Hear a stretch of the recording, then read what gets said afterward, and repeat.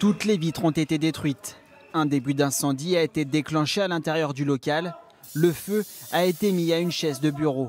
Hier, en fin de matinée, alors qu'il était dans son bureau, la permanence du député Romain Grau a été attaquée par une trentaine de casseurs. À ce moment-là, je me suis dit que je ne pouvais pas laisser la permanence brûler, surtout que ma permanence est au rez-de-chaussée d'un immeuble que des familles vivent au-dessus. Donc les gilets jaunes qui étaient là encore présents sont repartis. Donc ils venaient vraiment de manière délibérée pour casser la permanence. Le député de la majorité va porter plainte.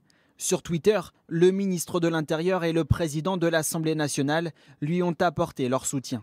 Soutien et solidarité avec Romain Grau. Tout est mis en œuvre pour identifier les lâches auteurs de ces faits inexcusables. La violence, le vandalisme et les tentatives d'incendie ne sont pas des moyens d'action tolérables dans une démocratie. Un acte qui ne serait pas isolé. Ces derniers jours, dans différentes régions, au moins 7 autres permanences d'élus de la majorité ont été dégradées.